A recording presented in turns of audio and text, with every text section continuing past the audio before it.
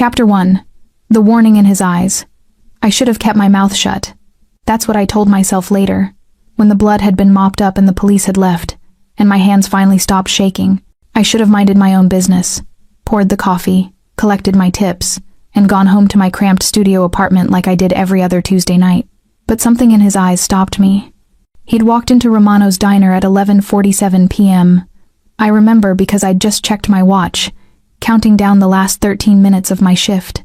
The bell above the door chimed, and I looked up from wiping down the counter to see him. Tall, broad-shouldered, wearing a charcoal suit that probably cost more than my car. His dark hair was perfectly styled, his jaw sharp enough to cut glass. And when his eyes swept the empty diner, I felt the temperature drop. He wasn't alone. 3 men flanked him, all wearing similar suits, all carrying themselves like coiled springs. They moved with the kind of precision that made my survival instincts kick in, the ones I'd honed growing up in the wrong part of Brooklyn, where you learned to read danger before it read you. "Sit anywhere," I called out, my voice steadier than I felt. He chose the corner booth. Of course he did. Back to the wall, clear view of both exits. His men positioned themselves strategically, one near the door, one at the counter, one standing just behind his booth like a shadow made flesh. I grabbed a pot of coffee and headed over, my worn sneakers squeaking against the checkered linoleum. Up close, he was even more devastating. Sharp cheekbones, a mouth that looked like it rarely smiled, and eyes the color of whiskey in dim light. There was a small scar cutting through his left eyebrow, and I found myself wondering what kind of fight had put it there. "Coffee?" I asked, keeping my tone professional. He looked up at me, and for a moment, the world narrowed to just us.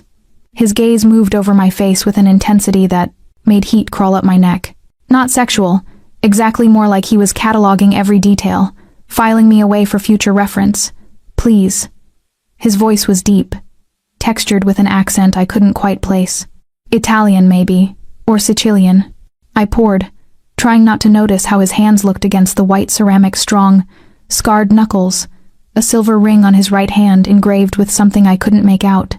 The kind of hands that could hurt you. The kind that probably had. "Food?" I asked. "Just coffee. Black." I nodded and turned to leave, but then I saw him. The man in the parking lot, visible through the window. He was crouched beside a black sedan, not hiding, exactly, but not announcing himself either. The streetlight caught the edge of something metallic in his hand. A gun. My heart lurched. I'd seen guns before hell. My brother had been killed by one 3 years ago. I knew that particular glint, that specific shape, and I knew, with the kind of gut certainty that had kept me alive this long, that the man outside wasn't here for a late-night coffee run. I looked back at the man in the booth. He was checking his phone, completely unaware. His bodyguards were focused on the interior, scanning for threats inside the diner, not outside. Every logical cell in my brain screamed at me to walk away. This wasn't my problem. These were clearly dangerous men, the kind you didn't get involved with unless you had a death wish. Whatever drama was unfolding here, I wanted no part of it. But my brother's face flashed through my mind. Michael, 23, shot in a drive-by because he'd been in the wrong place at the wrong time. No warning, no chance. I made my decision in less than a heartbeat. I set the coffee pot down on his table and leaned in close. Close enough to smell his cologne, expensive, cedar and smoke. Close enough to see his pupils dilate slightly as I invaded his space. "Don't move," I whispered, my lips nearly brushing his ear. "There's a man. Outside. Driver's side of the black sedan. He has a gun pointed at this window." He went absolutely still. Not the freeze of fear, the freeze of a predator assessing a threat. "How do you know?" His voice was barely audible, calm as glass. "I grew up in Bed-Stuy. I know what a gun looks like." I straightened, picked up the coffee pot, and smiled like I just told him about the daily specials. "Your men are watching the wrong direction." For 3 seconds, nothing happened. Then everything happened at once. He made some kind of gesture so subtle I almost missed it, and suddenly his men were moving. The one by the door slipped outside like smoke. The one at the counter had his hand inside his jacket. The one behind the booth stepped forward, positioning himself between his boss and the window. The man in the booth, my mysterious customer, stood up slowly, his eyes never leaving mine. "Get down." It wasn't a suggestion. He grabbed my wrist and pulled me down just as the window exploded. Glass rained over us like deadly confetti. I heard shouting, the sharp crack of gunfire, the screech of tires. Someone was screaming, maybe me. I couldn't tell. The man's body covered mine completely, one hand cradling my head, the other reaching for something at his hip. The shooting lasted maybe 30 seconds. It felt like hours. When silence finally fell, broken only by car alarms and my ragged breathing, he pulled back just enough to look at me. His face was inches from mine, and I could see flecks of gold in those whiskey eyes. "Are you hurt?" he demanded. I shook my head, not trusting my voice. "Good." He stood, pulling me up with him like I weighed nothing.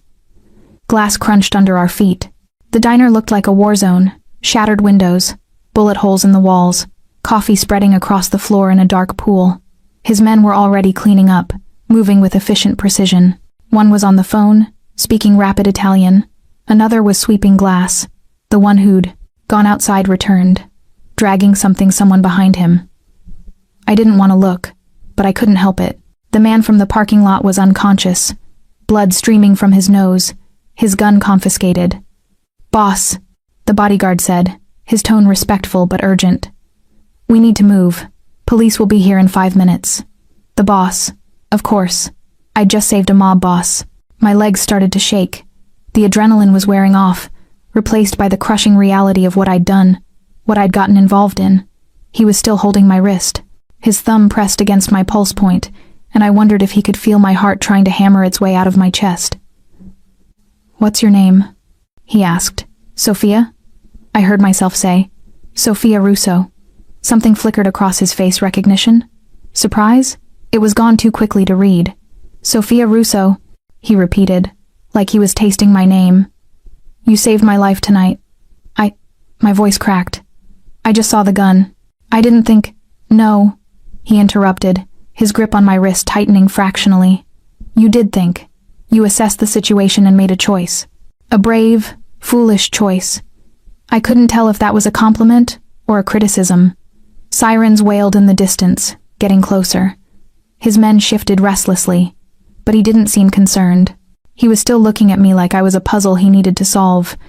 "You can't stay here," he said. "When the police arrive, they'll have questions. Questions you don't want to answer. I work here. You have to come with me." It wasn't a request. "My men will handle this.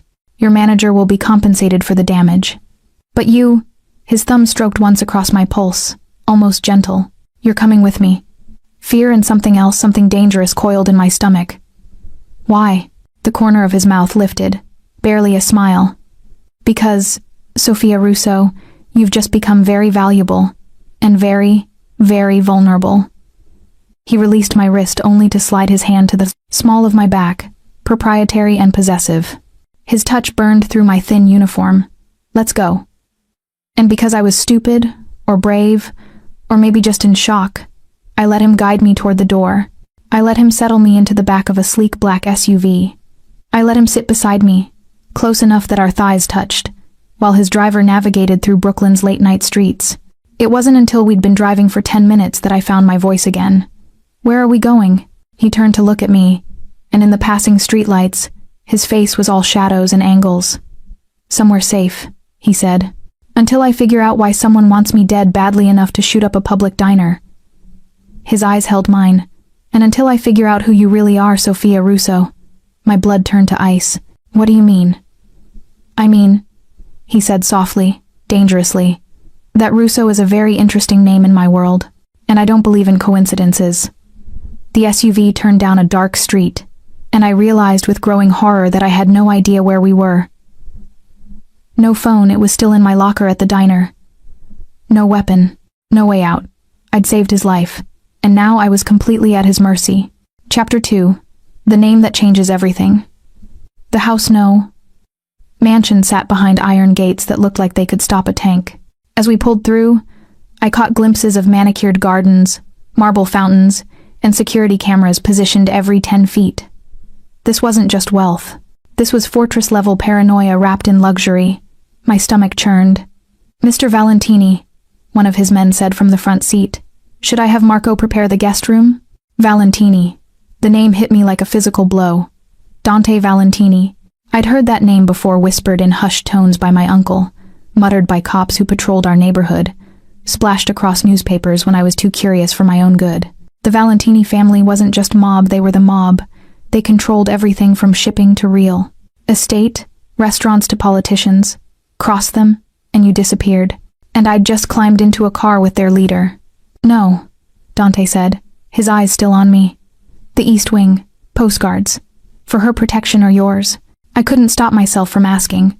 His mouth curved, not quite a smile, more like a predator appreciating prey with spirit. Both. The SUV stopped beneath a covered portico. Dante exited first, then extended his hand to help me out. I ignored it and climbed out myself, my sneakers looking absurdly out of place against the pristine stone driveway. The front door opened before we reached it. A man in his 60s, dressed in an impeccable suit, stood waiting. His expression was carefully neutral, but I saw his eyes flick to me, then back to Dante. Sir, I wasn't expecting company. Neither was I, Marco. Dante's hand returned to my back, guiding me forward. This is Sophia Russo. She'll be staying with us. Guest suite in the East Wing. Post 2 men outside her door. Of course. Marco's professionalism never wavered, but I caught the slight raise of his eyebrows. Should I prepare anything? Refreshments? A change of clothes?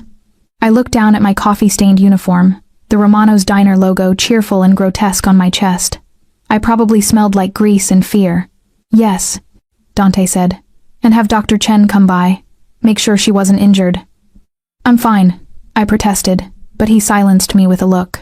You were caught in a shooting. You'll be examined. The tone left no room for argument. This was a man used to absolute obedience, and the scary part was how easily I almost gave it to him. Marco disappeared down a hallway, and Dante led me in the opposite direction. The house was stunning, all marble and dark wood, crystal chandeliers and artwork that probably belonged in museums. Every surface gleamed, every corner held shadows. Why am I really here? I asked, as we climbed a curved staircase. You said I was valuable and vulnerable. What does that mean? It means, Dante said carefully, that you witnessed an assassination attempt on me. That makes you a potential witness. Someone my enemies might target to keep you quiet or to extract information. I don't know anything. They don't know that. We reached a landing, and he paused, turning to face me fully. Up close, in the warm lighting of his home, he was even more devastating and more dangerous. Tell me about your family. My throat tightened. Why? Because Russo isn't a common name in our circles. Your father, what was his name? I corrected sharply. Is his name Anthony Russo? He works construction. And your mother? Dead. When I was 12. Something flickered in his eyes, sympathy, maybe, or recognition. Siblings? My hands clenched into fists. A brother. Michael. He died 3 years ago. How? Why do you care? The words came out harsh, defensive. Dante stepped closer, close enough that I had to tilt my head back to maintain eye contact. His presence was overwhelming, not just physical, but something else, an intensity that made the air feel thick. I care, he said softly, because 3 hours ago, a waitress I'd never met risked her life to warn me about an assassin. That kind of courage doesn't come from nowhere. So I'll ask again, how did your brother die? I wanted to lie, to tell him to go to hell. But there was something in his voice, something almost gentle beneath the command, that loosened my tongue. Drive-by shooting. Wrong place, wrong time. He was walking home from his shift at the warehouse. My voice cracked. They never caught who did it. The cops barely investigated. Dante's jaw tightened. What warehouse? Castellano Import Company. Why does it? I stopped. Watched his expression shift from curious to something darker. What? What is it? Castellano, he said slowly, is one of my warehouses. The world tilted. Your brother worked for me, Sophia. No, that couldn't be right. Michael had. Never mentioned, but then, he wouldn't have, would he? He'd always been protective, keeping me away from his world. From anything dangerous. You're lying, I whispered. I don't lie. Dante pulled out his phone, typed something, then turned the screen toward me. It was a personnel file. Michael Russo, warehouse clerk, hired 2 years before his death. My knees went weak. Dante caught me, his hands firm on my arms. Breathe, he commanded. Just breathe. Did you? I couldn't form the words. Did you have something to do with No, the word was absolute, but I should have protected him better. My warehouses, my responsibility. His grip tightened fractionally. The shooting, it was retaliation from the Marchetti family, a territorial dispute. Your brother was collateral damage. Collateral damage. Such cold words for Michael's bright smile, his terrible jokes. The way he used to ruffle my hair and call me squirt even when I was too old for it. Why didn't anyone tell me? My voice broke. Why didn't you? I didn't know, Dante said, and for the first time, I heard something like regret in his tone. I have hundreds of employees. I can't know every name, every face, but I should have. He stopped, his jaw working. The families of those killed in that attack received compensation. Did you? I shook my head. My father had been too proud to accept what he'd called blood money from anyone. Dante cursed softly in Italian. That ends now. You'll be taken care of. I don't want your money, I spat, jerking away from his touch. I want my brother back. I want the tears came before I could stop them. Hot and angry and 3 years overdue. God, I want him back. For a moment Dante just looked at me. Then, slowly, he pulled me against his chest. His suit jacket was soft against my cheek, and he smelled like cedar and gunpowder and something uniquely him. His hand came up to cradle the back of my head, his touch surprisingly gentle for someone so dangerous. I know, he murmured. I know what it's like to lose someone, to carry that weight. I shouldn't have taken comfort from him. He was a criminal, a killer probably, the head of an empire built on violence and fear, but his heartbeat was steady beneath my ear, and his arms felt safe, and I was so tired of being alone. We stood like that for longer than we should have. Finally I pulled back, wiping my eyes with the back of my hand. This is insane, I said. All of this. I should go home. You can't. His voice was gentle but firm. Not tonight. Not until I know who ordered that hit and why. His fingers brushed my cheek, catching a stray tear. And not until I know you're safe. You don't owe me anything. I owe you everything, he corrected. You saved my life, Sophia Russo. That creates a debt, and I always pay my debts. The way he said it sent a shiver down my spine, not entirely from fear. Marco appeared at the end of the hallway, discreet as a ghost. Sir? The suite is ready, and Dr. Chen is waiting. Dante nodded, then turned back to me. Get some rest. We'll talk more in the morning. And if I want to leave? His smile was sharp as broken glass. Then you'll discover that my hospitality, while genuine, is not optional. Not yet. He was gone before I could respond, his footsteps echoing down the hall.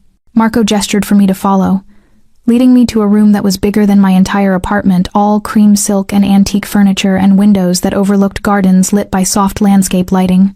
If you need anything, Marco said, there's an intercom by the bed. Dr. Chen will be here shortly. He paused at the door. Miss Russo? For what it's worth, you did the right thing tonight. Mr. Valentini is important to many people. Then he closed the door, and I heard the distinct sound of guards taking position outside. I was trapped in a mansion with the most dangerous man in New York, and the terrifying part? I wasn't sure I wanted to escape. Chapter 3. Breakfast with the Devil. I didn't sleep. How could I? Every time I closed my eyes, I saw the muzzle flash through the diner window, heard the crack of gunfire, felt Dante's body covering mine, and underneath it all, one thought circled like a vulture. Michael worked for him. Dr. Chen had been thorough and kind, checking me for injuries I didn't have, offering a sedative I refused. After she left, I showered in the marble bathroom that was probably worth more than a year of my salary, then pulled on the silk pajamas someone had left folded on the bed. They fit perfectly, which was either impressive efficiency or deeply unsettling. When dawn finally broke, painting the gardens gold and rose, I gave up on sleep entirely. I found my uniform cleaned and pressed in the closet, but there was also a selection of other clothes, jeans in my size, soft sweaters, even undergarments still in their packaging. Either Dante had a woman on staff with excellent instincts, or he'd had someone research me. Given that he'd pulled up Michael's employment file within seconds, I suspected the latter. I dressed in the jeans and a gray sweater, then tried the door. It opened immediately. The guards, 2 massive men with earpieces and barely concealed weapons, didn't stop me. But they fell into step behind me as I navigated the maze of hallways. I followed the smell of coffee and found myself in a dining room that looked like something from a period drama. Long table, high ceilings, more crystal and china than any human could possibly need. And at the head of it all, Dante Valentini, reading a newspaper like he didn't have a care in the world. He'd changed into a crisp white shirt, sleeves rolled to his elbows, revealing forearms corded with muscle and scattered with scars. His hair was slightly damp, like he'd showered recently, and morning sunlight caught the strong lines of his face. He looked up as I entered, and something in his expression softened. "Good morning. I wasn't sure you'd sleep." "I didn't." I hovered near the doorway, suddenly uncertain. Can I, sit?" He gestured to the chair on his right, not at the far end of the table but close, almost intimate. "Are you hungry?"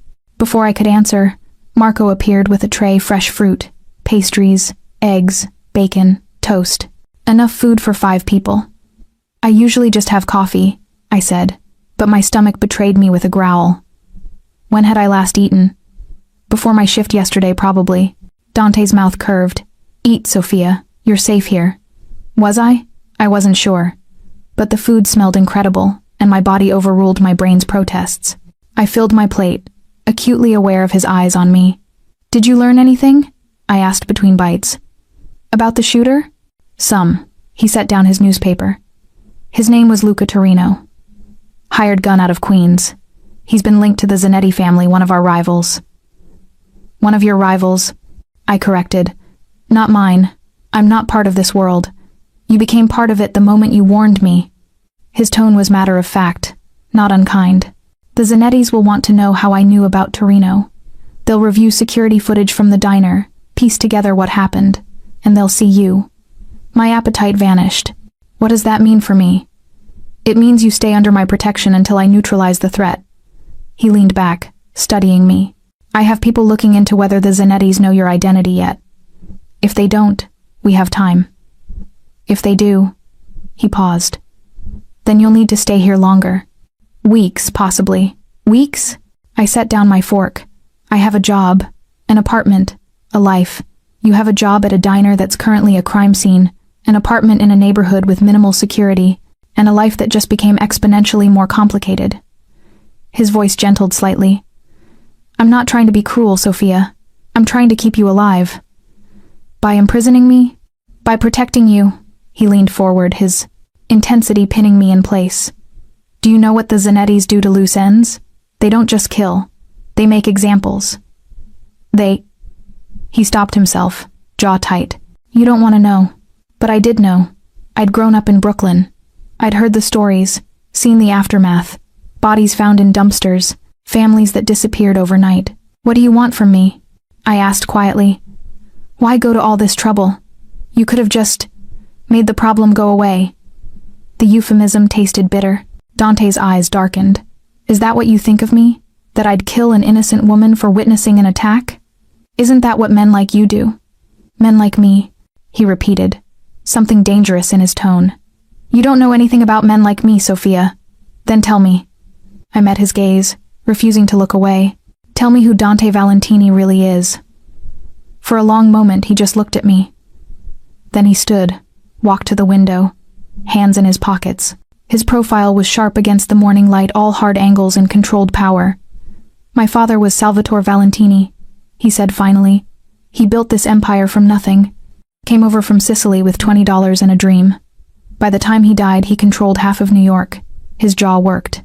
He was also a bastard who ruled through fear and brutality." I stayed quiet, sensing this was important. "When I took over 8 years ago, I made changes. I don't deal in drugs. I don't traffic humans.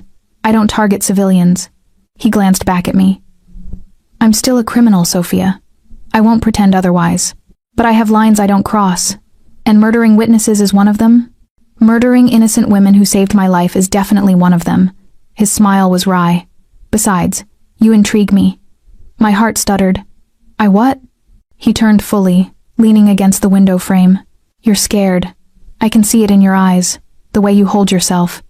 But you're not backing down. You meet my gaze. You ask questions. You challenge me." He tilted his head. "Most people don't. Maybe most people have better survival instincts. Maybe." He pushed off the window, walking back toward me. Or maybe they're just not brave enough to see me as something other than a monster. He stopped beside my chair, close enough that I had to tilt my head back to see his face. This close, I could see the flecks of gold in his eyes, the faint shadow of stubble along his jaw, the way his shirt pulled across his shoulders. "Are you?" he asked softly. "Brave enough?" My mouth went dry. "I don't know what I am anymore." "Then let me tell you." He reached out slowly, giving me time to pull away. When I didn't, his fingers brushed my jaw, tilting my face up. His touch was warm, careful. "You're Sophia Russo. You're a survivor. You're loyal. You worked 3 jobs to help your father after Michael died, didn't you?" I nodded mutely, wondering how he knew that. "You're compassionate. You risked your life for a stranger. And you're stronger than you think." His thumb traced my cheekbone. "Strong enough to survive in my world, if you choose to. I don't want to be in your world. I know." His voice was almost sad. "But you are. And until I can guarantee your safety, you're staying in it. In this house. Under my protection. As what? Your prisoner? I couldn't say the word that suddenly flooded my mind. "As my guest," he said firmly. "Nothing more. Unless..." He stopped, something dangerous flashing in his eyes. "Unless what?" "Unless you want something more." The words hung between us, heavy with implication. My pulse hammered in my throat, and I knew he could feel it under his fingers. I should have pulled away, should have told him to keep his distance, to never touch me again.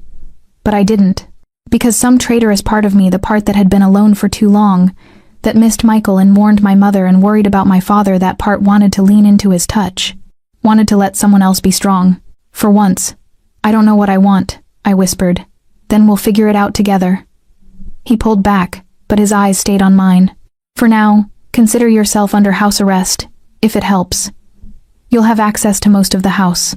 The library, the gardens, the pool. My men will shadow you, but they'll be discreet. And you?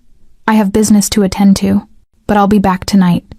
He picked up his suit jacket from the back of his chair, shrugging it on. "In the meantime, Marco will get you anything you need. Books, movies, clothes, my phone." I interrupted.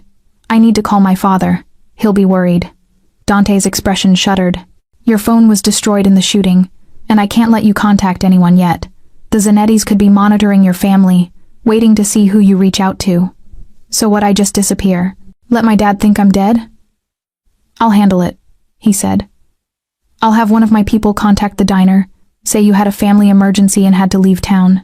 Your father will be told you're safe." "By one of your people? That's supposed to reassure him?" Dante's jaw tightened. "It's the best I can offer right now. I'm sorry." And the scary thing was, he sounded like he meant it. He headed for the door, then paused. "Sophia, last night, when you warned me, why did you do it?" I thought about lying, about saying it was instinct, or that I didn't want blood on my conscience. But something in his eyes demanded honesty. "Because I know what it's like to lose someone without warning," I said quietly, "and I wouldn't wish that on anyone." His expression softened, becoming almost unbearably tender. "Neither would I." Then he was gone, leaving me alone in a dining room built for kings, with guards at my back and questions I couldn't answer spinning through my mind. What had I gotten myself into? And why did part of me not want to escape? Chapter 4. When the Wolves Circle. 3 days passed in a strange, surreal limbo. I explored the mansion, of sprawling estate that seemed to expand every time I turned a corner. There was a library with floor-to-ceiling shelves, a gym that looked like it belonged in a luxury hotel, and gardens that could have been transplanted from Versailles. Marco was always nearby, polite and unobtrusive, making sure I had meals and coffee and anything else I needed. The guards rotated shifts, but there were always 2. They never spoke to me unless I spoke first, and they never let me near any exits. I was a bird in a gilded cage, and I hated it, but I also couldn't deny the twisted safety of it.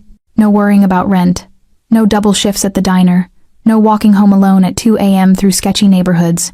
Here, I was protected, provided for, trapped. Dante appeared each evening, usually around 8. He'd find me wherever I was, the library, the garden. Once in the kitchen watching the chef prepare dinner, and we'd talk. About books, about music, about nothing and everything. He asked about my childhood, my dreams, what I'd wanted to be before life got complicated. I asked about his business, Carefully. His family, even more carefully. The scar through his eyebrow. A knife fight. When he was 16. We never mentioned the attraction that hummed between us like a live wire. But it was there. In the way his eyes tracked me when I moved.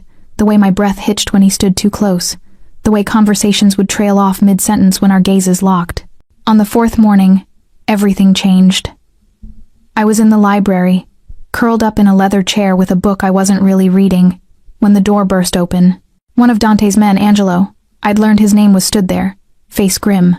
"Miss Russo, Mr. Valentini needs to see you. Now." The urgency in his tone made my stomach drop. I followed him through the house to Dante's office, a room I hadn't been permitted to enter before. Dark wood, leather furniture, computer monitors showing security feeds. And Dante behind a massive desk, his face carved from stone. 3 other men stood around him, all wearing similar expressions of barely contained violence. "Sophia," Dante's voice was carefully controlled. "We have a problem." "What kind of problem?" He gestured to one of the monitors. Security footage from what looked like a warehouse. The timestamp read 2 hours ago. "This is one of my shipping facilities in Red Hook," he said. "The Zanettis hit it this morning. Killed 3 of my men. Destroyed $2 million worth of cargo." My throat tightened. "I'm sorry. But what does that have to do with me?" Dante hit a button, and the footage jumped to a different angle. This time, it showed a car pulling up, men getting out, and on the hood of the car, spray-painted in red, "Give US the girl." Ice flooded my veins. "They know," I whispered. "They know about me." "Yes." Dante stood, his movements controlled but radiating fury. "They've been watching. Waiting. And now they're making their move." He walked around the desk, stopping in front of me. "This isn't just about eliminating a witness anymore. They're using you to get to me." "Why? What's so important about me?" "Because I'm protecting you," he said simply. "Because in our world, that means something. It means you're valuable to me, and anything valuable to me is a target." One of his men stepped forward, a man I'd seen before, older, with silver in his hair. "Boss, we need to consider alternatives.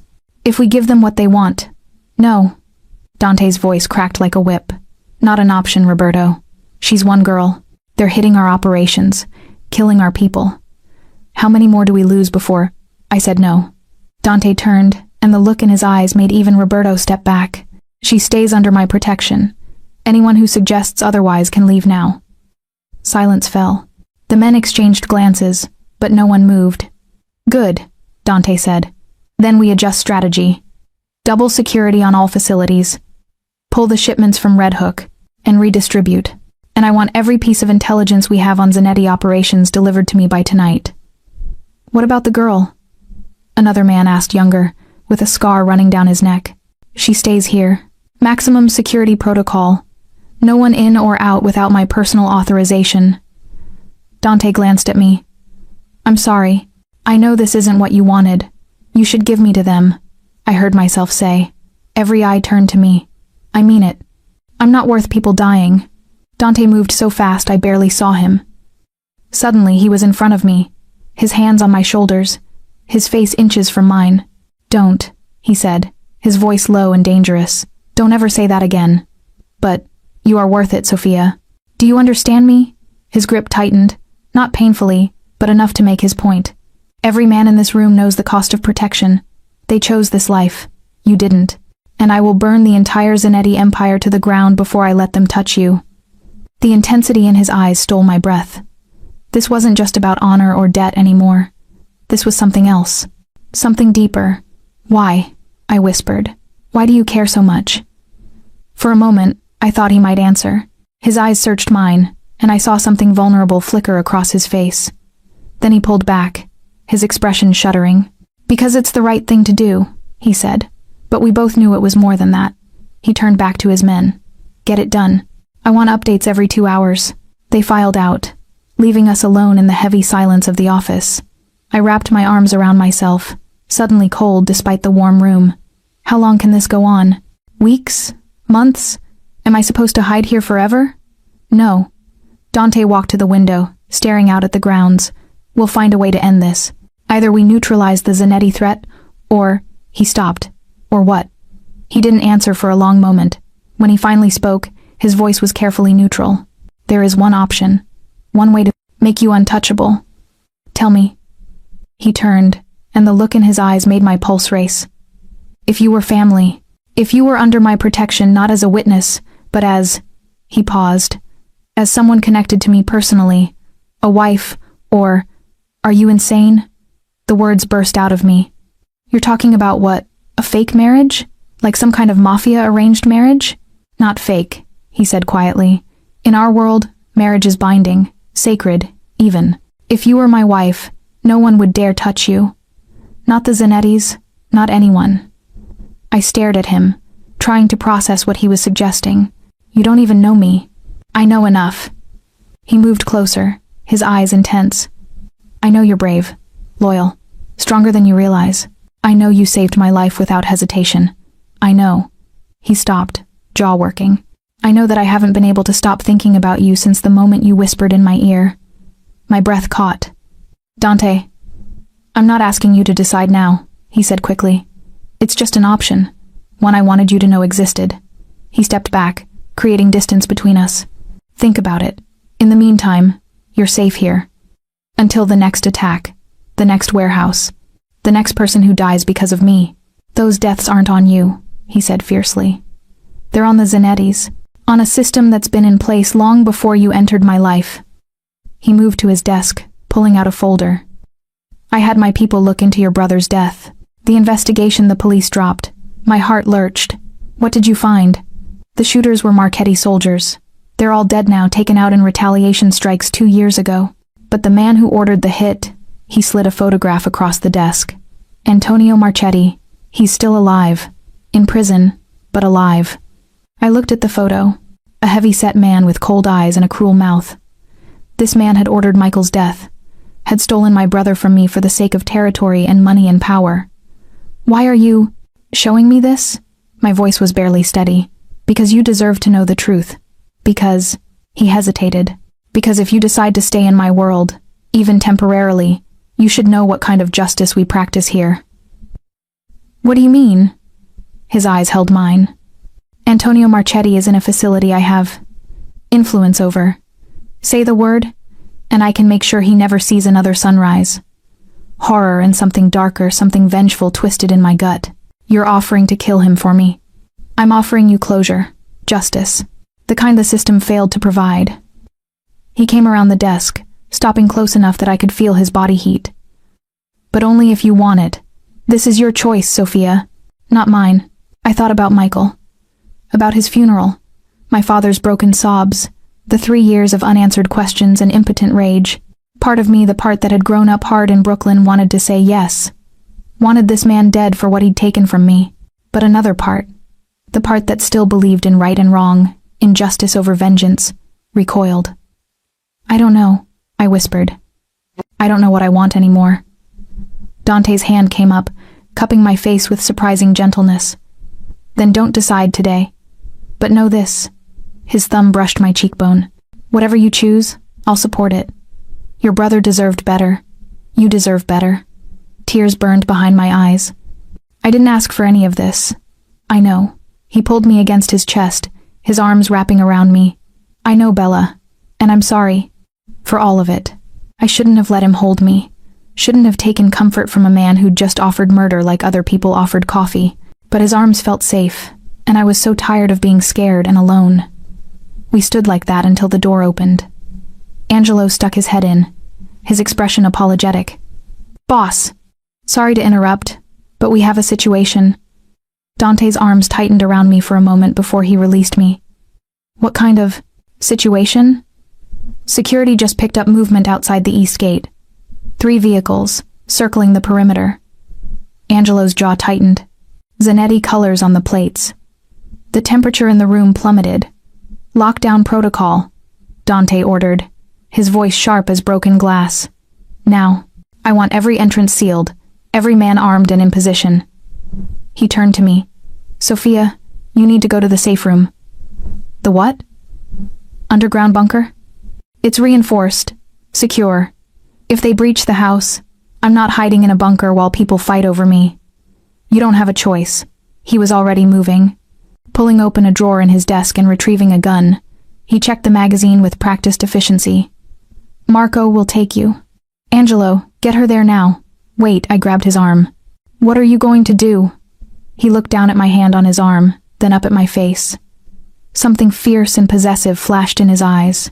I'm going to remind the Zanettis why it's a mistake to threaten what's mine. Before I could respond, he pulled me close and kissed me. It was hard and claiming and over too quickly. When he pulled back, his eyes were blazing. Stay safe, Sophia. I'll come for you when it's done. Then Angelo was pulling me away, and Dante was striding toward the door, checking his weapon, and I heard shouting from somewhere in the house. The wolves had come to the gate, and I was about to find out exactly how savage Dante Valentini could be. Chapter 5. Blood and Promises. The safe room was exactly what it sounded like, a concrete box 10 feet underground, accessed through a hidden panel in the wine cellar. Marco had practically carried me down the stairs while alarms blared through the house, and now I sat on a metal bench, surrounded by emergency supplies and monitors showing security feeds from every angle of the estate. You'll be safe here, Marco said, his usual composure cracked by urgency. The door is reinforced steel. Nothing gets through it. What about you, Dante? The others? We do our jobs, Miss Russo. He moved to the door. Mr. Valentini gave strict orders. You stay here until he comes for you personally. No one else. But the door sealed shut with a hydraulic hiss, cutting off my protest. I was alone. For 5 minutes, I paced the small space, my heart hammering against my ribs. Then I focused on the monitors, watching the chaos unfold in grainy black and white. The 3 vehicles had stopped at the gate. Men poured out at least a dozen, all armed. They didn't try to hide their weapons or their intentions. This wasn't a covert operation. This was a statement. On another monitor, I saw Dante emerge from the house, flanked by at least 20 men. Even in the colorless security footage, his presence was commanding. He walked with the confidence of a man who owned everything he surveyed, stopping just inside the gate. I couldn't hear what was being said, but I could see the body language. The Zanetti men, I assumed that's who they were, gestured aggressively. Dante stood perfectly still, arms at his sides, head tilted slightly like he was listening to something mildly amusing. Then one of the Zanetti men raised his gun. My scream echoed in the concrete room, but it was pointless. I could only watch, helpless, as everything exploded into violence. Dante moved like liquid death. He disarmed the man before the shot was fired, using him as a human shield when bullets started flying. His men returned fire with devastating precision. Bodies dropped. The Zanettis retreated to their vehicles, but Dante's people had already flanked them, cutting off their escape. It was over in less than 2 minutes. When the shooting stopped, 8 Zanetti men lay on the ground. The rest had their hands on their heads, on their knees, surrounded by Dante's soldiers. I watched as Dante walked through them slowly, gun still in hand. He stopped in front of one man older, with gray hair and an expensive suit now torn and bloodied. They spoke. The man gestured wildly. Dante's expression never changed. Then Dante raised his gun and shot him in the leg. I flinched, even though I couldn't hear the shot. The man collapsed, screaming silently on the monitor. Dante crouched beside him, said something else, then stood and walked away. His men dragged the wounded man toward one of the black SUVs. 5 minutes later, the monitors showed crews already cleaning up. The bodies were being loaded into vans. The blood was being hosed away. By the time police might respond to reports of gunfire, if anyone even called, there would be no evidence anything had happened. I sat down heavily on the bench, my hands shaking. I'd known what Dante was, what he did. But seeing it, watching him shoot someone without hesitation, made it viscerally real in a way nothing else had. This was his world, violence and power and men who disappeared in the night. And somehow, impossibly, I was supposed to decide if I wanted to be part of it. Time passed, I wasn't sure how much. Could have been 20 minutes. Could have been an hour. Then the door mechanism engaged, the locks disengaging with mechanical precision. Dante stepped through. He'd changed clothes, the shirt he'd been wearing was gone, replaced by a black t-shirt that showed off the muscular lines of his arms and chest. There was a cut on his cheekbone, a bruise forming on his jaw. His knuckles were raw, but his eyes found mine immediately, and something in them softened. "Are you all right?" he asked, his voice rough. I laughed, the sound bordering on hysterical. "Am I all right? I just watched you start a war in your front yard." "I didn't start it. I finished it. He moved closer, and I caught the scent of gunpowder and copper. Blood. The Zanettis came to my home, threatened my family, threatened you. They forced my hand. You shot that man. In the leg. He'll live. Dante's jaw tightened. He's the underboss, second in command. I sent him back to his boss, with a message. Sophia Russo is under my protection. The next person who comes for her leaves in a body bag. How many died tonight? 6. He said it matter-of-factly, like he was reporting the weather. All soldiers who made their choice to attack. And the others, the ones you let live, they'll spread the word that I'm willing to go to war over you. He reached out, his fingers gentle despite the violence they'd just dealt, and touched my face. That you're not just a witness. That you're important to me. Why? The question burst out of me. Why am I so important? You barely know me. This is insane, Dante. All of this. You think I don't know that? His voice rose slightly, frustration bleeding through. You think I wanted to care about a woman who walked into my life 4 days ago? A woman who should have been nothing more than a witness to keep quiet? Then why? Because when you whispered in my ear that night, warning me about the gun, you didn't know who I was.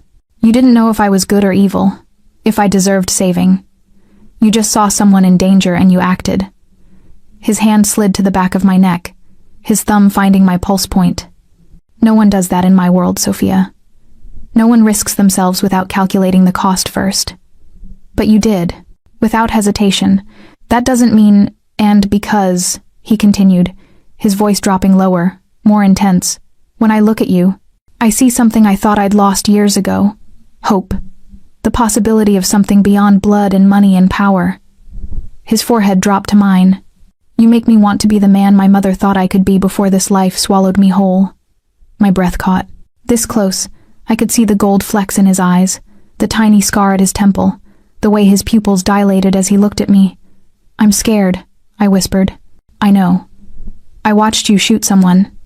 I know. His thumb stroked the side of my neck. And I'll probably do it again. I can't change what I am, Sophia. But I can promise that I'll never hurt you. That I'll protect you with everything I have. For how long? Until the next family decides I'm a weakness to exploit? Until someone else comes for me? That's why I offered you the other option. He pulled back just enough to meet my eyes. Marry me. Not today, not tomorrow if you're not ready. But let me make you untouchable. Let me give you the protection of my name, my family, my empire. You're asking me to marry a man I've known for 4 days. I'm asking you to trust me, to give us a chance. His hands framed my face now, cradling it like something precious. I know it's insane.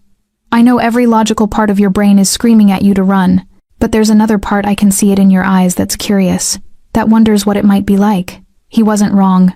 God help me, he wasn't wrong. What would it be like? I heard myself ask. Being your wife? His eyes darkened with something that made heat pool in my stomach. You'd want for nothing. Safety, security, anything you desired. You could finish school if you wanted, start a business, pursue any dream you've put aside. His thumb traced my lower lip.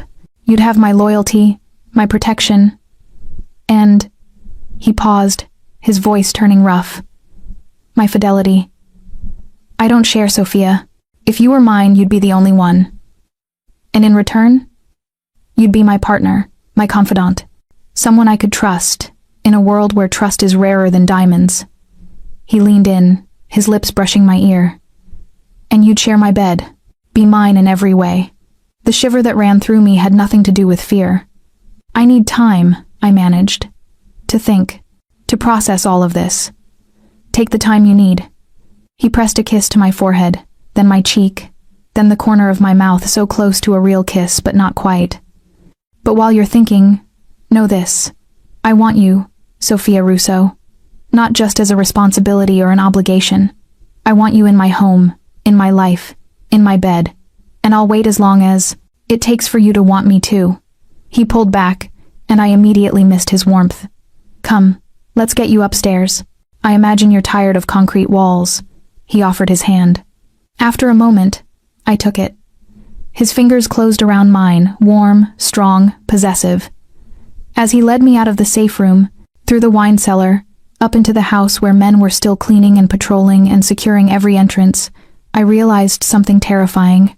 I was already starting to want him back, and that might be the most dangerous thing of all. Chapter 6. The file she shouldn't have seen. I didn't sleep again that night. How could I? Knowing that Dante had killed 6 men just hours ago. That blood had been spilled on his pristine driveway because of me? But beneath the horror, something else simmered. Something I didn't want to examine too closely. The way he'd looked at me, the way he'd said mine like it was both promise and prayer, the way my body had responded to his proximity, his touch, the dark desire in his eyes. I was losing my mind. That was the only explanation. Morning came with gray skies and rain pattering against the windows. I dressed in yet another outfit that had mysteriously appeared in my closet, designer jeans and a cashmere sweater that probably cost more than my monthly rent, and ventured downstairs. The house was quieter than usual. Most of Dante's men were probably out handling the aftermath of last night's battle. Marco greeted me with coffee and fresh pastries, but even he seemed subdued. Mr. Valentini had to attend to business, he said, answering my unasked question. He'll return this evening. In the meantime, is there anything you need? What I needed was answers, understanding, some kind of clarity about what the hell I was supposed to do. Just the library, I said. I'll be fine. But when I reached the library, my feet kept walking, down another hallway I hadn't explored, past rooms I'd never entered. The guards followed at a discreet distance, but they didn't stop me. Maybe they'd been told I had free reign of the house. Maybe they were just tired of babysitting. I found myself in a wing that felt different, more personal. Family photos on the walls showing a younger Dante with a beautiful woman who must have been his mother. Awards and certificates from his school years. A locked door I didn't try to open. And then, at the end of the hall, an office door left slightly ajar. I shouldn't have entered. I knew that even as my hand pushed it open. It was smaller than Dante's main office, more intimate. A desk covered with papers and files, a laptop open and sleeping, bookcases lined with leather-bound books. This was where he worked when he wanted privacy, I realized. Where he conducted business he didn't want witnessed. I was about to leave when I saw the folder on his desk. My name was written across the tab in neat handwriting. My stomach dropped. I knew I shouldn't look. Knew it was an invasion of privacy, a betrayal of the fragile trust building between us. But my hands moved anyway, flipping open the folder. The first page was a dossier, comprehensive, detailed, invasive. My address, my employment history, my bank account balances, pathetically small, my credit score. Photos of me leaving my apartment, walking to the subway, serving customers at the diner. Some of these were recent, taken in the last few weeks, before the shooting, before I'd saved his life. He'd been watching me, investigating me. But why? I flipped to the next page and found the answer. It was a family tree, the Russo family, going back 3 generations. And there, highlighted in yellow, was my grandfather's name, Giovanni Russo. Beside it, in neat annotation, presumed deceased. Former soldado for Castellano family, disappeared 1987 after testifying against underboss. My grandfather had been in the mob. My hands started shaking. I'd never known him. He'd died before I was born, according to my father. A car accident. That's what we'd been told. But according to this file, he'd been a mobster, a rat, someone who'd turned on his own family, and the Castellano family, that was one of the predecessor organizations to what became the Valentini Empire. I'd learned that much from snippets of conversation I'd overheard, which meant my grandfather had betrayed Dante's family. I kept reading, page after page of information that rewrote my entire understanding of my history. My father had been kept out of the life, given a new identity, relocated to Brooklyn. But he'd always been watched, always been monitored, just like I had been. The final page was dated 2 weeks ago, a surveillance report describing me, my routines, my connections, and at the bottom, in Dante's handwriting, assess potential threat level. If necessary, arrange meeting to determine if Russo bloodline carries same betrayal instincts as grandfather. The folder fell from my numb fingers. He'd known. Before the shooting, before I'd warned him about the assassin, he'd already been investigating me. The meeting at the diner hadn't been coincidence. It had been a test, and I'd walked right into it. I was wondering when you'd find that. I spun around. Dante stood in the doorway, still in his coat, rain dampening his hair. His expression was unreadable. How long have you been watching me? My voice was surprisingly steady. 3 weeks. Why? He stepped into the room, closing the door behind him. Because 6 weeks ago, I received intelligence that someone with Russo bloodline was making inquiries about my organization, asking questions about my operations, my suppliers, my enemies. That wasn't me. I know that now. He moved closer, and I stepped back. But I needed to be sure. Your grandfather's betrayal cost my father's mentor his life, cost the family millions. The Russo name carries weight in my world, Sophia, not good weight. So you stalked me? Investigated every aspect of my life? Orchestrated some meeting to see if I was a threat? The betrayal tasted like acid.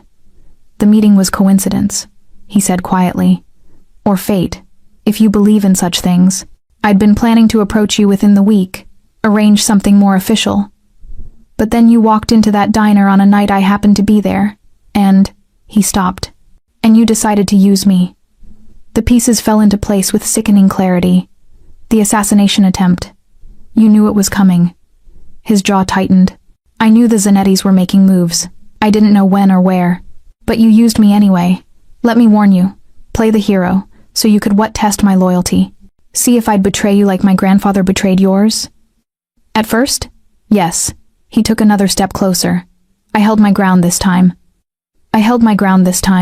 But then you did something I didn't expect. What? You didn't ask for anything in return. Didn't try to leverage your action for gain or advantage. You just... His hand came up, like he wanted to touch me, then dropped. You reminded me that not everyone in this world is calculating and corrupt. That sometimes people are just... Good. Don't. My voice cracked. Don't you dare try to make this romantic. You manipulated me. Used me. Let me think. I stopped, hating the tears that burned my eyes. Let me think I meant something when I was just an investigation. You meant everything, he said fiercely. That's the problem, Sophia. You were supposed to be a potential threat to neutralize. Instead, you became... He stopped, his control fracturing for the first time since I'd known him. You became the most important person in my life. You don't even know me. I know you better than you think. I've read every report, watched every surveillance feed. I know you send money to your father every month even though you can barely afford rent. I know you volunteer at the community center on your days off. I know you haven't dated anyone since your brother died because you won't let anyone close enough to hurt you. His eyes burned into mine. I know that you're scared right now, but you're not running. Because part of you, however small, understands why I had to be careful. Understanding doesn't mean forgiving. I'm not asking for forgiveness. He closed the distance between us in 2 strides. I'm asking for a chance, to prove that what started as strategy became something real. How? I demanded. How am I supposed to trust anything you say now? Because I'm telling you the truth. All of it, ugly as it is. He reached out slowly, giving me time to pull away. When I didn't, his hands cupped my face. Yes, I investigated you. Yes, I was prepared to neutralize you if necessary. But that was before I knew you, before you saved my life, before you challenged me and questioned me and made me want to be better. Pretty words. True words. His thumb brushed away a tear I hadn't realized had fallen. I'm not a good man, Sophia. I've done terrible things. I'll probably do more terrible things. But with you... His voice turned rough. With you, I want to try. I wanted to push him away. To demand he take me home, end this nightmare. Let me go back to my simple, safe, boring life. But I couldn't. Because he was right about one thing. Part of me understood. In his world, trust was currency. Betrayal was death. Of course he'd investigated me. Of course he'd been careful. The fact that he'd changed his mind, that he'd chosen to protect me despite my bloodline, despite the risk that meant something. Didn't it? I need space, I said finally. I need time to think without you standing here, touching me, making it hard to what? To remember why I should be furious with you. His mouth curved, not quite a smile, but close. Take your space. Take your time. But know that the offer still stands. Marry me, Sophia. Let me spend the rest of my life proving that you can trust me. That's insane. Probably. He leaned in, pressing a kiss to my forehead that felt like a brand. But I've never wanted anything more. Then he released me and walked out, leaving me alone with a file full of secrets and a heart that didn't know whether to break or surrender. I sank into the desk chair, my mind spinning, Everything I'd thought about our meeting, our connection, had been built on lies, or half-truths, at least. But did that change how I felt? The way my pulse raced when he looked at me? The way I felt safest in his arms despite knowing what those arms had done? Outside, thunder rumbled. The storm was getting worse, and I had no idea how to weather it. Chapter 7.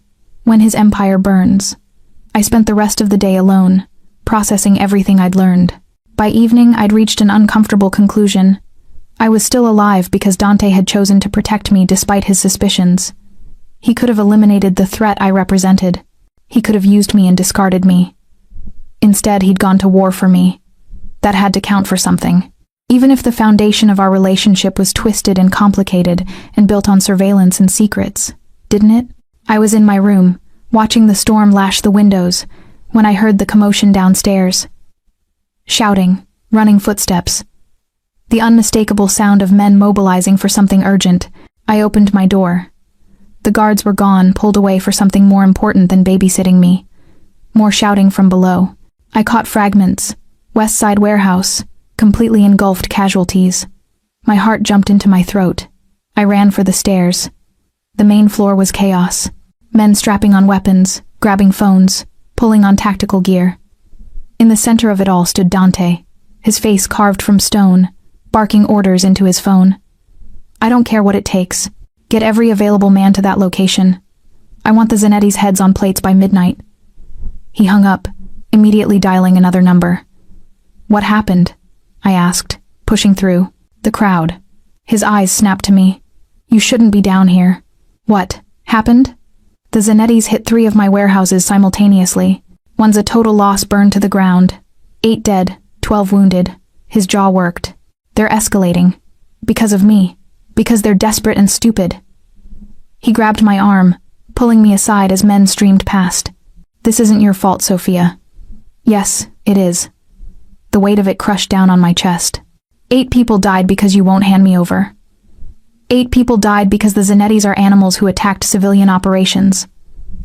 His grip tightened. Don't you dare take that on yourself. How can I not? Tears burned my eyes. How many more have to die? How much of your empire has to burn before you, all of it? The words were fierce, absolute. I'll burn it all before I let them take you. That's insane. That's love, Bella. The world stopped. He stared at me, looking almost surprised by his own words. Then his expression hardened into something determined and possessive and terrifying in its intensity. I love you, he said, each word deliberate. I know it's too soon. I know I have no right, but I love you, Sophia Russo, and I will raze this entire city to the ground before I let anyone hurt you. I couldn't breathe, couldn't think. You don't love me. You can't. This is obsession? Possessiveness? Possessiveness? He pulled me against him, his hand tangling in my hair. Maybe. But it's also real. More real than anything I've felt in 10 years. Boss. Angelo ran up, breathless. The feds are sniffing around the warehouse sites.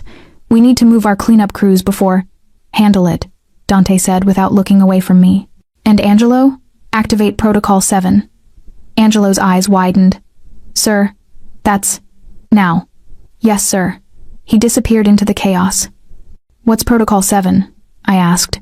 Total war. Dante's eyes burned into mine. I'm done playing defense.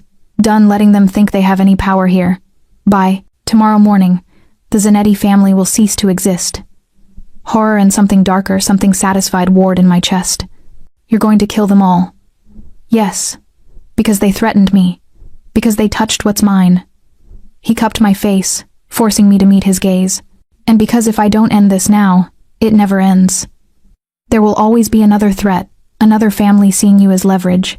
I need to make an example so complete, so brutal, that no one ever makes that mistake again.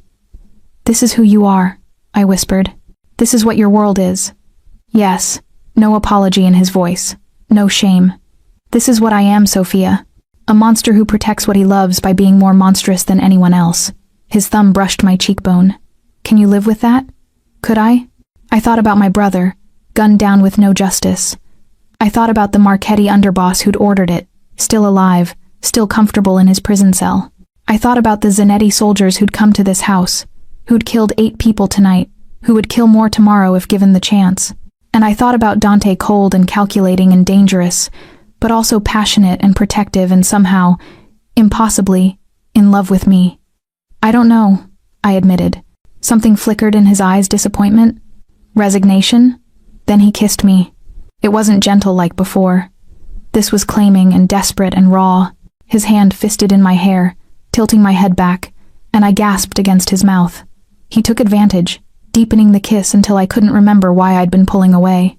My hands found his shirt, gripping the fabric, pulling him closer even as my mind screamed that this was wrong, this was dangerous, this was perfect. He kissed like he did everything else with absolute focus and devastating intensity. Like I was the only thing in the world that mattered. Like he could pour all his dark, twisted love into this one connection between us. When he finally pulled back, we were both breathing hard. "I have to go," he said, his voice rough. "I have men to lead, enemies to kill, an empire to defend. Dante, stay here, stay safe." He kissed me once more, quick and hard. "And think about what I said, about marrying me, about choosing this life, with all its darkness and danger, because I'm done pretending I can let you go." Then he was gone, swept up in the tide of men and weapons and violence. I stood there, alone in the foyer, my lips still tingling from his kiss, my heart racing, my mind a mess of confusion and fear and desire. Through the windows, I watched them leave a convoy of black SUVs disappearing into the rainy night. Going to war. Because of me. I returned to my room, locked the door, and lay on the bed, fully clothed. Outside, thunder rolled. Somewhere in the city, men were dying. Blood was being spilled. All because I'd whispered 3 words to a dangerous man in a diner. "Don't move." If I could go back, would I? Would I stay silent? Let him die? Save myself from this nightmare? The answer came immediately, viscerally. No. I'd save him again. Every time. Because despite everything, the lies, the violence, the impossible situation, I was falling for Dante Valentini. God help me. I was falling for the monster. Chapter 8. The choice that changes everything. I must have fallen asleep, because I woke to hands shaking my shoulders and Marco's urgent voice. "Miss Russo, you need to wake up. Now." I bolted upright, my heart hammering. "What? What's wrong?" "Mr. Valentini is requesting your presence. Immediately." His face was grim. "It's important." I followed him through the dark house, past guards who wouldn't meet my eyes, down corridors that felt colder than usual. Dawn was just breaking, gray light filtering through windows, and I realized Dante had been gone all night. Marco led me to the main office, the one I'd been forbidden from entering before. He knocked once, then opened the door. The room was full of men. Dante's inner circle, I realized, all looking exhausted and blood-spattered. And in the center, tied to a chair, was a man I didn't recognize. His face was battered, one eye swollen shut, blood dripping from his nose. Dante stood beside him, perfectly still, perfectly controlled.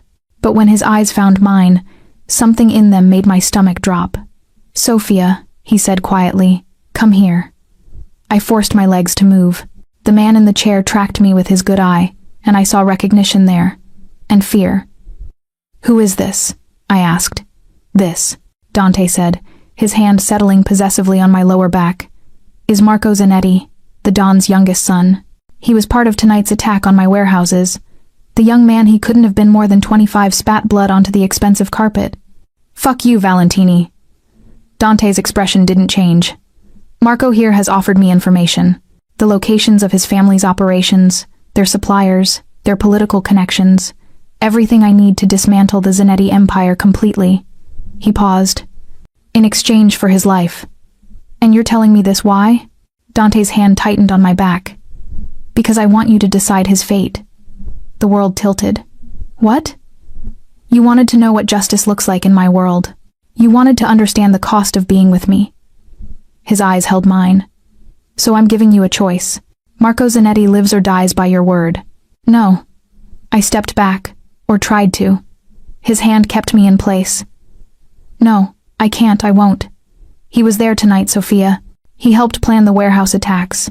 8 men died because of him. Families destroyed. Children left without fathers." Dante's voice was calm, clinical. "He also gave the order to have you abducted and killed once the initial attacks failed. My blood turned to ice. I looked at Marco, who met my gaze with defiant hatred. She's nothing, he spat. Just a whore you're fucking. But you're willing to start a war over her? You're weak, Valentini. Your father would be ashamed. Dante moved so fast I barely saw it. His fist connected with Marco's jaw, snapping his head back. Blood sprayed. Watch your mouth when you speak about my wife. I'm not your wife, I said automatically. Not yet. Dante straightened, flexing his bruised knuckles. But you will be, once you understand what that means. He turned back to me. So choose, Bella. Does he live? Do I show mercy to a man who wanted you dead? Or does he die? Do I make an example that will echo through every family in this city? This isn't fair, I whispered. You can't ask me to. I can. I am. He moved closer, his voice dropping so only I could hear. You wanted to know who I really am. This is it, Sophia. This is the choice I make every day. Life or death, mercy or vengeance, justice or survival. His hand cupped my face. Now you make it with me. I looked at Marco Zanetti, 25 years old, someone's son, maybe someone's brother, a person, however terrible his actions, but also someone who'd wanted me dead, who'd killed 8 people tonight, who would kill more if given the chance. What happens if I say spare him? I asked. He goes into witness protection, testifies against his family, lives the rest of his life looking over his shoulder, knowing he betrayed his blood. Dante's thumb stroked my cheekbone. And the Zanettis will see it as weakness. Other families will test me. More attacks will come. And if I say kill him, he dies. Quickly, if you're merciful. Slowly, if you're not. His body is found in a place that sends a message, and every family in New York learns that Sophia Russo is untouchable, that I will end bloodlines to protect what's mine. The weight of it crushed down on me. This wasn't just about one man's life. It was about stepping into Dante's world completely, accepting the darkness, becoming complicit in the violence. It was about choosing him. I closed my eyes, thinking about Michael, about the justice he never got, about the Marchetti underboss who'd ordered his death, still alive, still unpunished, about the world that had taken my brother and given me nothing but grief and questions, about Dante, who'd gone to war for me, who'd declared his love in the middle of chaos, who was offering me safety and security, and a future, at the cost of my innocence. I opened my eyes. If he dies, I said slowly, will it end this? Will the Zanettis back down? Yes. Dante's eyes never left mine. They'll have no choice. Their operations are already crippled, lose their heir, and the family collapses. And if he lives? This war continues, possibly for years. More deaths, more attacks, more nights wondering if someone will breach these walls and come for you. Marco laughed, the sound wet and harsh. She won't do it. Look at her, she's soft, weak. She'll cry and beg you to spare me, and you'll do it because you're pussy-whipped, and then my family will kill him. The words came out of me strong and clear. Final. The room went silent. Marco's good eye widened. What? I stepped closer to him, letting him see my face. You wanted me dead. You killed 8 people. You'd do it again without hesitation. My voice didn't shake. So yes, kill him. Dante's hand found mine, squeezing once. You're sure? I looked up at him, saw the test in his eyes but also something else. Pride, respect, love. I'm sure. He nodded once, then turned to his men. Take him to the warehouse on Pier 7. Make it clean. 1 shot, and make sure his father sees the body. No! Marco thrashed against his restraints. No, you can't. She's just a girl. She doesn't have the authority. She has all the authority she needs, Dante said coldly. She's going to be my wife, which makes her judgments as binding as mine. He looked at his men. Now. They dragged Marco out, his screams echoing down the hallway. I stood perfectly still, watching, feeling nothing and everything at once. When the door closed, leaving us alone with just 2 guards by the entrance, Dante turned to me. How do you feel? He asked quietly. I don't know. My voice sounded distant to my own ears. I just condemned a man to death. You made a choice to protect yourself, to protect us. His hands framed my face.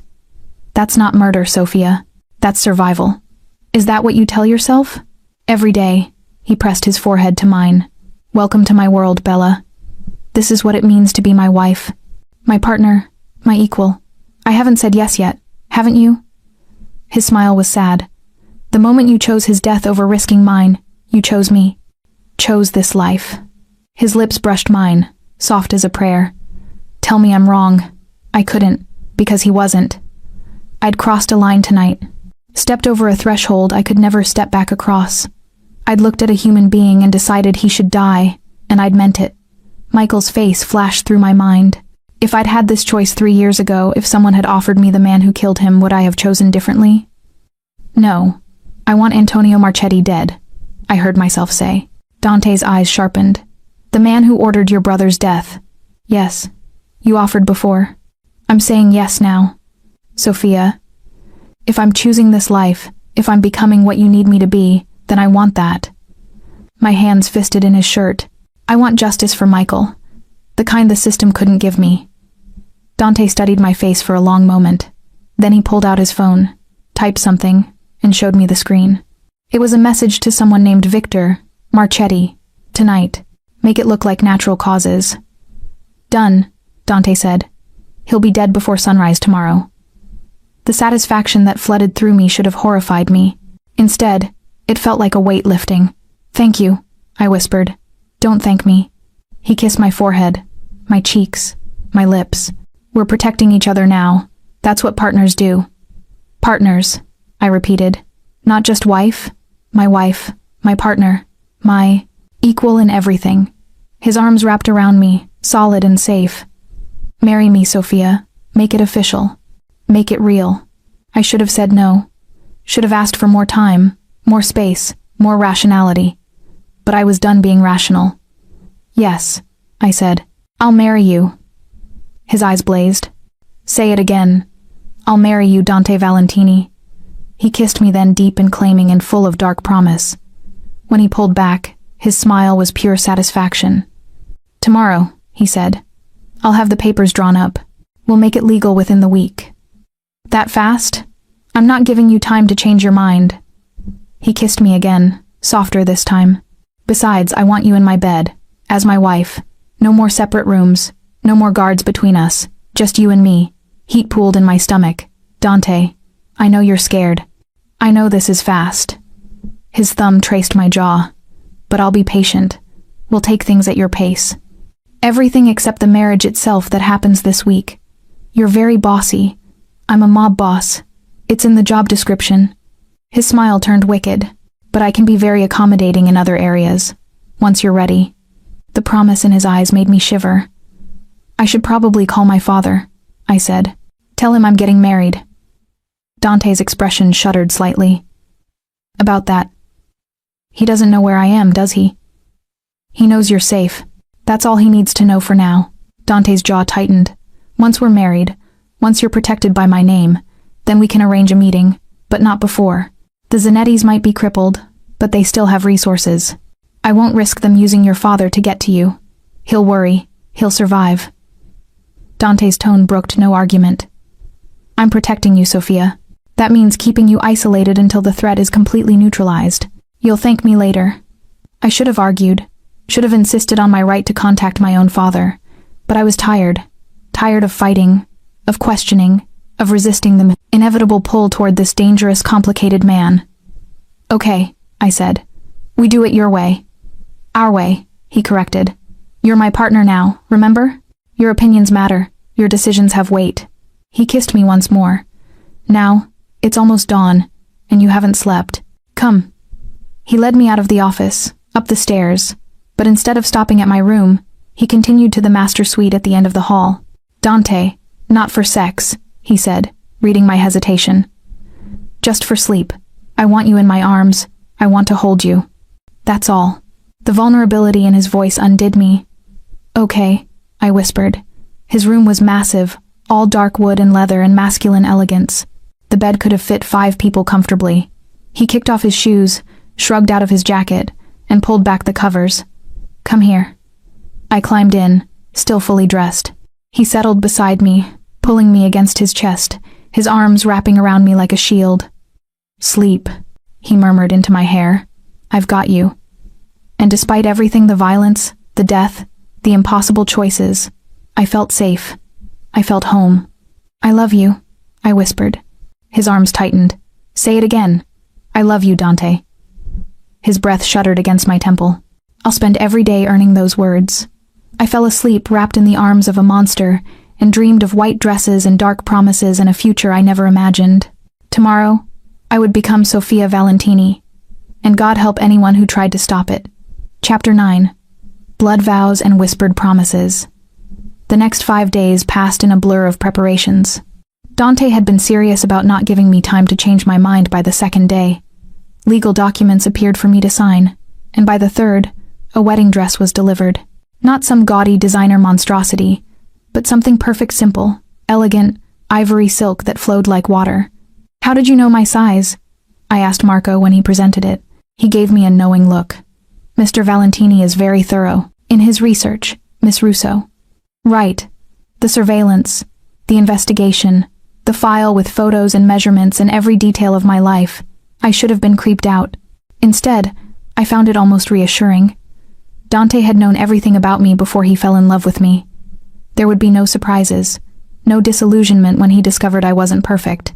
He already knew exactly who I was, and he wanted me anyway. The wedding was scheduled for Saturday evening, a small, private ceremony in the mansion's garden, just immediate family and Dante's inner circle. I'd asked again about my father, and Dante had promised he was working on it, but he wouldn't budge on the timing my father would meet us after we were married, when I had the protection of the Valentini name. On Thursday, Dante disappeared for most of the day. When he returned that evening, there was something dark and satisfied in his eyes. It's done, he said simply. I didn't have to ask what. Antonio Marchetti was dead. The man who'd ordered Michael's killing had died in his sleep. A heart attack, the official report would say. I waited to feel guilty, remorseful, something. I felt nothing but relief. Thank you, I said, and meant it. Dante pulled me into his arms. We protect each other, always. That night, he asked me to stay in his room again. And the night after, we didn't have sex. He kept his promise, never pushing, always giving me space. But we learned each other in other ways. The way he liked his coffee, the way I hummed when I read, the sound of his heartbeat under my ear, the feel of his fingers running through my hair, intimacy without intercourse, trust without conditions. Saturday arrived with clear skies and unseasonable warmth. By evening, the garden had been transformed, thousands of white roses, strings of lights, an altar set up beneath an ancient oak tree. I stood in my room, staring at myself in the mirror. The dress fit perfectly. My hair had been styled by someone Marco, brought in, swept up with a few tendrils framing my face. Simple makeup, no veil. I looked like a bride. I looked terrified. A knock on the door. Come in.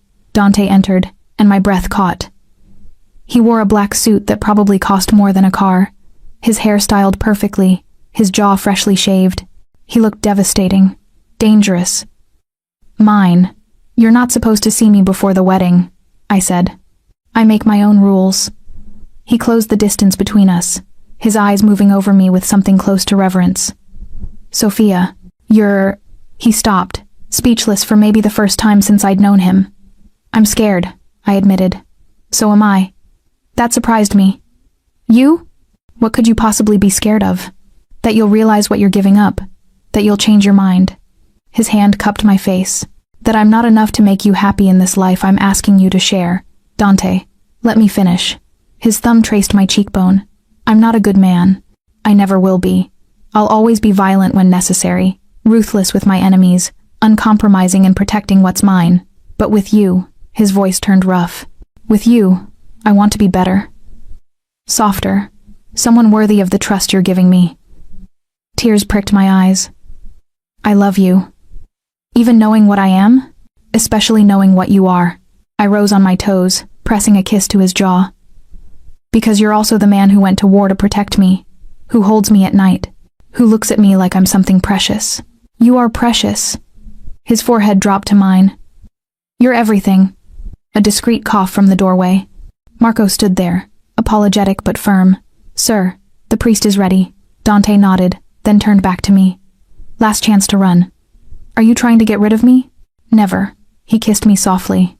I'll see you at the altar, Sofia Russo. Soon to be Sofia Valentini. He left, and I took a deep breath. Marco offered his arm. Shall we, Miss Russo? Your groom is waiting. We walked through the house, out, into the garden where sunset painted everything gold. Chairs had been set up, maybe 30 people total. Dante's inner circle, some men I didn't recognize, and my heart stopped.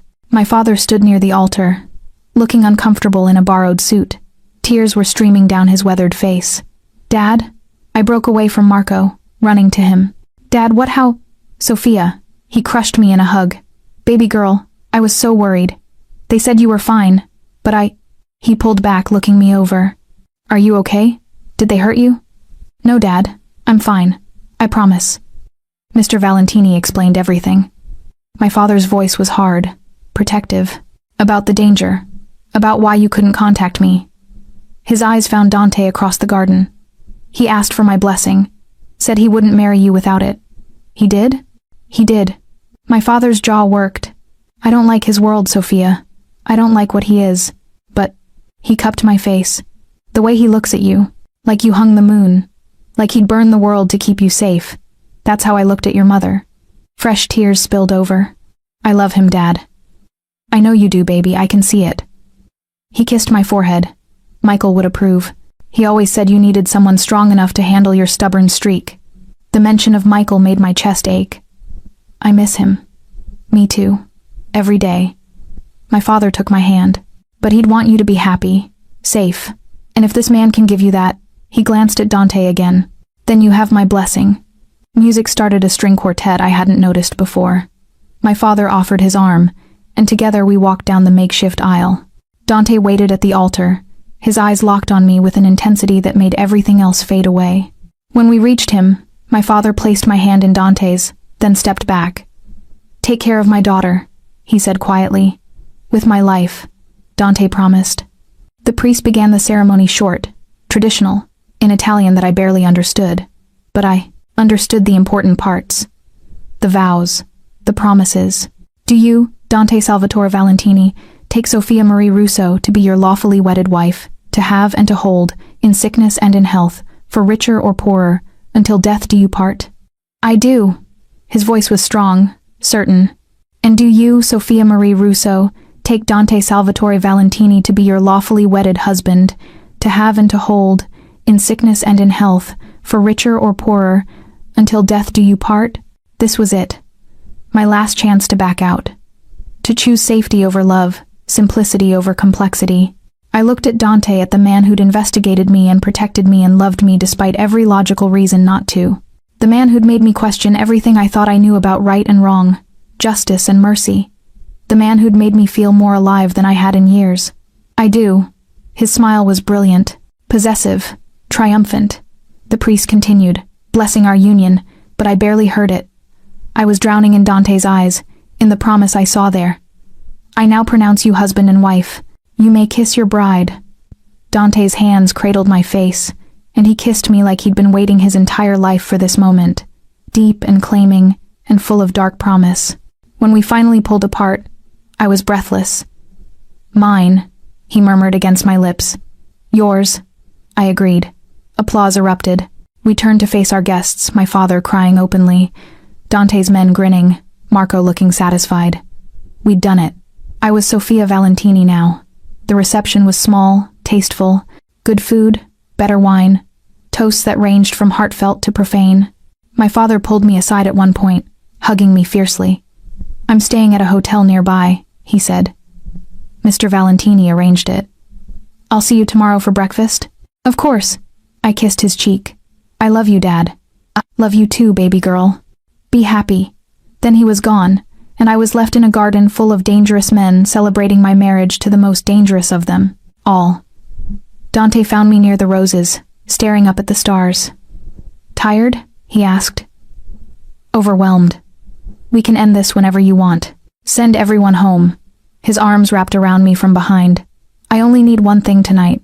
What's that? You, in our bed, as my wife. Heat flooded through me. Dante, I'm not expecting anything, he said quickly. If you want to just sleep, we sleep. But I want you close. Want to hold you. Want to wake up tomorrow with you in my arms, knowing you're mine legally, officially, irrevocably. I turned in his arms. And if I want more than sleep? His eyes darkened. Then you'll have everything I can give you. I rose on my toes, kissing him. Let's go upstairs. We have guests. You said we can end this whenever I want. I want to now. I bit his lower lip gently. I want my husband alone. His control snapped. He swept me into his arms, carrying me toward the house while his men cheered and catcalled. Marco, he called over his shoulder. End the party. My wife and I are retiring for the evening. He carried me through the house, up the stairs, into the master suite, our suite now. He kicked the door shut, set me on my feet, and just looked at me. You're sure? He asked. No rush, Sophia. We have the rest of our lives. I'm sure. I reached for the zipper of my dress. Make me yours, Dante. Completely. His hands covered mine, taking over. With pleasure, Mrs. Valentini. The dress pooled at my feet. His jacket hit the floor. Shirts, pants, everything that separated us disappeared until we stood skin to skin, heartbeat to heartbeat. Beautiful, he breathed, his hands tracing my curves like I was something precious. So damn beautiful. He lifted me, carrying me to the bed. What followed was tender and intense, claiming and giving, a perfect fusion of darkness and light.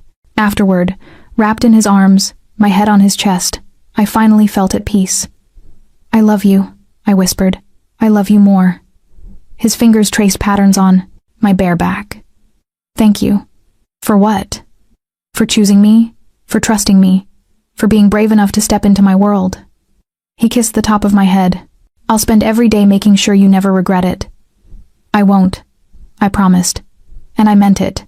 Chapter 10. Queen of the Underworld. 3 months later, I stood in Dante's office, our office now reviewing security reports for our legitimate businesses. Yes, our. Dante had made good on his promise. I wasn't just his wife in name. I was his partner in every sense. I'd learned the business, met the key players, established myself as someone to be respected and, when necessary, feared. The families had tested me at first, subtle provocations, attempts to undermine my authority, but Dante had stood firm, and so had I. The Zanetti family was gone, dismantled completely. The Marchettis had fallen into disarray after Antonio's death, and the other families, they'd learned. Sophia Valentini was untouchable. Mrs. Valentini? Marco appeared in the doorway. Your father is here for lunch. I smiled. Dad visited twice a week now, slowly accepting my new life. He'd even grudgingly admitted to liking Dante. Send him in. But it wasn't just my father who entered. Dante was with him, looking pleased about something. What's going on? I asked suspiciously. Dante crossed to me, pulling me into a kiss. Happy anniversary, Bella. Our anniversary is in 9 months. 3-month anniversary. Still counts. He handed me an envelope. Open it. Inside were legal documents. It took me a moment to understand what I was reading. Then my eyes widened. This is you bought Romano's diner? I bought the building. The diner comes with it. His smile was soft. I know you missed working there. Missed the regularity, the simplicity. So now you own it. Do whatever you want with it. Keep it running, renovate it, turn it into something else entirely. Tears burned my eyes. Dante, you gave up your whole life for me. The least I can do is give you pieces of it back. He cupped my face. I love you, Sophia. More every day. I love you too. I kissed him, not caring that my father and Marco were watching. Thank you. Actually, my father interrupted, I have news too. We both turned to him. I'm retiring from construction. My back can't handle it anymore. He smiled sheepishly. Dante offered me a job managing some of his legitimate properties. Nothing illegal, he added quickly, seeing my expression. Just building management, maintenance coordination, good pay, good benefits. I looked at Dante. You offered my father a job? He's family now. Family takes care of family. Dante's arm wrapped around my waist. Besides, it gives him an excuse to be around more. I know how much you miss him. My father cleared his throat, looking emotional. He's a good man, Sophia. I was wrong to doubt him. Later, after lunch, after my father left and Marco returned to his duties, Dante pulled me into his lap in the office chair. Happy? He asked.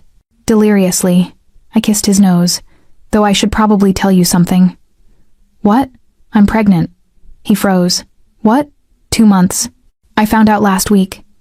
I bit my lip. I wanted to wait for the right moment to tell you, but he kissed me, deep and long and full of joy. When he pulled back, his eyes were wet. A baby? His hand splayed across my still flat stomach. Our baby? Yes. I'm going to be a father. Wonder filled his voice. Sophia, He stopped, overwhelmed. Are you happy? I asked, suddenly nervous. Happy? He laughed. Bella, I'm terrified and thrilled and so in love with you I can barely think straight. He kissed me again. A baby. Our baby. She'll be the most protected child in New York, I said wryly. She? Just a feeling. A daughter. His smile turned soft.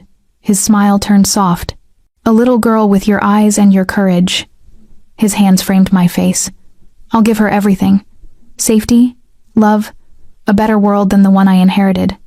We'll give her everything, I corrected. Together. Together, he agreed. That night, lying in bed, I thought about how far I'd come. From a waitress barely scraping by to the wife of New York's most powerful crime lord. From someone who'd never hurt anyone to someone who'd ordered a man's death without hesitation. I should have felt guilty. Should have mourned the innocent girl I'd been. But I didn't. Because that girl had been alone, scared, struggling. This woman, Sophia Valentini, was loved, protected, powerful. She had a husband who worshipped her, a father who was proud of her, a child on the way, and an empire at her fingertips. She'd whispered 3 words to a dangerous man in a diner, and it had changed everything. Don't move. Those words had saved his life, and given me mine. What are you thinking about? Dante murmured, his hand finding mine in the darkness. The night we met. Best night of my life. Mine too. I rolled to face him. No regrets? Not a single one. He kissed me softly. You? I thought about Michael, about the life I'd left behind, about the lines I'd crossed and could never uncross. No regrets, I said honestly. Not when it led me to you. Good. His arm tightened around me, protective and possessive. Because you're stuck with me now, Mrs. Valentini. For better or worse, till death do us part. I can live with that. Good. He kissed my forehead, my nose, my lips. Now sleep. You're growing our daughter. You need rest. I snuggled into his warmth, safe and loved and home. Outside, the city hummed with life and danger and possibility. But in here, wrapped in my husband's arms, I was untouchable. The waitress who'd saved a mob boss had become the queen of the underworld, and she'd never been happier.